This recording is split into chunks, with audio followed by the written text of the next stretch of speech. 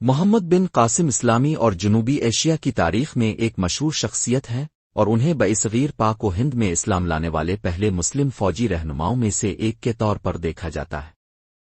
اس کی فوجی مہمات اور زندگی نے اس علاقے پر گہرا اثر ڈالا، جس نے اسے تاریخ کی کتابوں میں ایک افسانوی شخصیت میں بدل دیا۔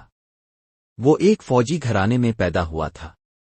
محمد بن قاسم کی ابتدائی زندگی۔ محمد بن قاسم 695 عیسوی میں جدید سعودی عرب کے شہر طائف میں پیدا ہوئے۔ وہ معروف ثقیف قبیلے کا رکن تھا جو اپنی دولت اور طاقت کی وجہ سے قابل قدر تھا۔ اس کا خاندان اس وقت حکومت کرنے والی اسلامی بادشاہت اموی خلافت سے قریبی تعلق رکھتا تھا۔ محمد بن قاسم کا مستقبل نمایاں طور پر ان کے چچا حجاج بن یوسف نے تشکیل دیا تھا، جو کہ عراق کے مضبوط حکمران تھے۔ محمد بن قاسم نے کم عمری میں غیر معمولی قائدانہ صلاحیتوں اور عسکری حکمت عملی کی مہارت کا مظاہرہ کیا۔ اپنی سیاسی اور عسکری ذہانت کے لیے مشہور حجاج نے اپنے نوجوان بھتیجے میں یہ خوبیاں دیکھی تھیں۔ محمد بن قاسم کے پاس حجاج کی ہدایت پر جنگ اور انتظامیہ دونوں میں وسیع ہدایات تھیں، جس نے انہیں اموی فوجی تنظیمی ڈھانچے میں ذمہ داری کے عہدوں کے لیے تیار کیا۔ محمد بن قاسم نے نوعمری میں ہی اپنے آپ کو ایک ہنرمند اور کارفرما رہنما کے طور پر ظاہر کر دیا تھا۔ سندھ کی فتح۔ محمد بن قاسم کی سندھ کی فتح نے پہلی بار اس علاقے میں اسلامی خود مختاری قائم کی برصغیر پاک و ہند کے ہنگامہ خیز ماضی میں ایک اہم موڑ تھا۔ اموی خلافت کے جیو پولیٹیکل اہداف اور سندھ کے ساحل سے دور عرب تاجروں اور ڈاکوؤں پر مشتمل مخصوص گروہ نے اس حملے کی حوصلہ افزائی کی۔ یہ مہم سندھ کے علاقے کی ایک بڑی بندرگاہ دیبل کے قریب بحیرہ عرب میں قزاقوں کے ذریعے عرب تاجروں اور زائرین کی گرفتاری اور ناروا سلوک کے رد عمل میں شروع کی گئی تھی۔ عرب حکام بحری جہازوں کے پکڑے جانے سے سخت ناراض ہوئے، جو سری لنکا سے اموی خلافت کی طرف لوٹنے والے قافلے کا حصہ تھے۔ سندھ کے بادشاہ راجہ داہر مبینہ طور پر قزاقوں کی مدد کرنے اور قیدیوں کو رہا کرنے معاوضہ فراہم کرنے سے انکار کرنے پر تنقید کی زد میں آئے۔ انتقامی اقدام کے طور پر خلیفہ ولید اول کو عراق کے بااثر گورنر اور اموی عدالت کے رکن حجاج بن یوسف کی طرف سے ایک درخواست موصول ہوئی، جس میں اس پر زور دیا گیا کہ وہ سخت نتائج کے ساتھ ایک فوجی مہم بھیجے۔ حجاج کے نوجوان بھتیجے محمد بن قاسم کو کمانڈر کے طور پر ان کی صلاحیت کی وجہ سے مہم کی سربراہی کے لیے منتخب کیا گیا تھا۔ 17 سال کی عمر میں محمد بن قاسم نے 711 عیسوی میں 6000 شامی گھڑ سواروں سپاہیوں اور اونٹ سواروں کی ایک فوج کی کمانڈ کی، جو اپنے ساتھ محاصرے کا سامان لے کر آئے۔ پہلی اہم لڑائی مکران کے سخت صحراؤں سے گزر کر سندھ میں داخل ہونے کے بعد بندرگاہی شہر دیبل میں لڑی گئی۔ بہتر فوجی حکمت عملی کو بروئے کار لاتے ہوئے محمد بن قاسم نے دیبل کی دیواروں پر بھرپور بمباری کی۔ مہم کی پہلی بڑی فتح اس وقت ہوئی جب قاسم کے سپاہی شہر کی دیواروں کو توڑ کر اموی جھنڈا لہرانے میں کامیاب ہو گئے۔ دیبل پر عرب فوج کی اسٹریٹجک اور فوری فتح نے ان کی قوت ارادی اور عسکری طاقت کا انکشاف کیا، جس سے پورے علاقے میں صدمے کی لہریں پھیل گئیں۔ سندھ کی جنگ اور راجہ داہر کا زوال۔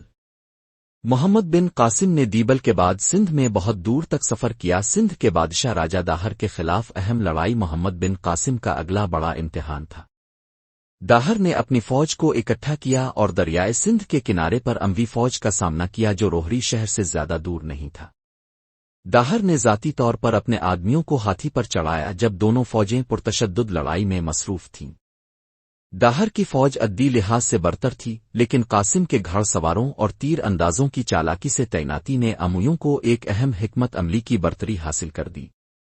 لڑائی میں راجہ داہر کی حتمی موت نے اس کی فوج کے حوصلے پست کر دیے اور اس کی بادشاہی تباہ ہو گئی۔ 712 عیسوی میں راجہ داہر کے انتقال کے بعد عرب فوجوں نے برہمن آباد اور ملتان جیسے اہم شہروں سمیت سندھ کے بیشتر حصے پر قبضہ کر لیا۔ 713 عیسوی تک زیادہ تر مقامی بادشاہوں نے سندھ کی فتح مکمل کرتے ہوئے تسلیم کر لیا تھا، جنگ ہار چکے تھے۔ محمد بن قاسم نے اپنی فوجی قیادت کے علاوہ ایک منتظم کے طور پر اپنی صلاحیتیں دکھائیں جب اس نے سندھ کو کامیابی سے فتح کیا۔ سندھ پر ان کی حکمرانی ایک عظیم کارنامہ تھا۔ اس عمل میں مقامی مخالفت کو کم کیا گیا اور حال ہی میں حاصل کیا گیا صوبہ اموی خلافت میں کامیابی کے ساتھ شامل کر لیا گیا۔ مذہبی رواداری پر محمد بن قاسم کا موقف ان کے اہم ترین اقدامات میں سے ایک تھا۔ ہندوؤں بدھ مت اور جینوں کا ایک متنوع مرکب سندھ میں رہتا تھا جو پہلے اسلامی قانون کے تحت ظلم و ستم سے ڈرتے تھے، لیکن محمد بن قاسم نے غیر مسلموں کے خلاف ایک مفاہمت پسندانہ موقف اختیار کیا۔ اسلامی اصول کے مطابق جو اہل کتاب کو اجازت دیتا ہے، اس میں ہندو بھی شامل ہے، مسلم حکمرانی کے تحت اپنے عقیدے پر عمل کریں۔ قاسم نے ہندوؤں اور بدھ متوں کو مذہب تبدیل کرنے پر مجبور نہیں کیا، اس کے بجائے اس نے انہیں اجازت دی کہ وہ اپنے مذہبی عبادات کو جاری رکھیں جب تک کہ وہ جزیہ ادا کرتے ہیں، جو کہ حفاظت اور آزادی سے اپنے مذہب پر عمل کرنے کے حق کے بدلے میں غیر مسلموں سے وصول کیا جاتا ہے۔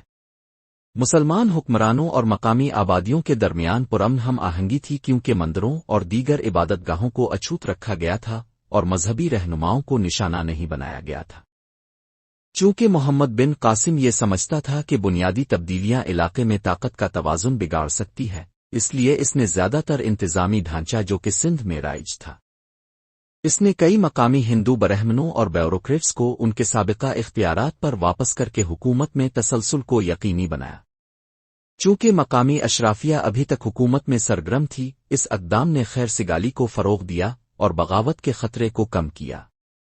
قاسم نے ایسی تبدیلیاں بھی کی جن سے حکومت کی تاثیر میں اضافہ ہوا۔ انہوں نے اس بات کو یقینی بنایا کہ ٹیکس کے نظام کی اثر نو تشکیل کر کے اسے شفاف اور مساوی بنایا جائے۔ غیر مسلموں سے جزیہ اور زمین کے ٹیکس آمدنی کے اہم ذرائع تھے، لیکن قاسم نے اس بات کو یقینی بنایا کہ ٹیکس بہت زیادہ نہ ہوں جس سے معیشت میں استحکام اور زراعت میں پیداوار میں اضافہ ہوا۔ جب ولید بن عبد الملک کا انتقال ہوا تو اس کا چھوٹا بھائی سلیمان خلیفہ بنا۔ وہ حجاج کے خاندان کا سخت دشمن تھا۔ اس نے سندھ سے محمد بن قاسم کو واپس بلایا، جس نے ایک جرنیل کا فرض سمجھ کر حکم کی تعمیل کی۔ جب وہ واپس آیا تو اسے 18 جولائی 715 کو 20 سال کی عمر میں موت کے گھاٹ اتار دیا گیا۔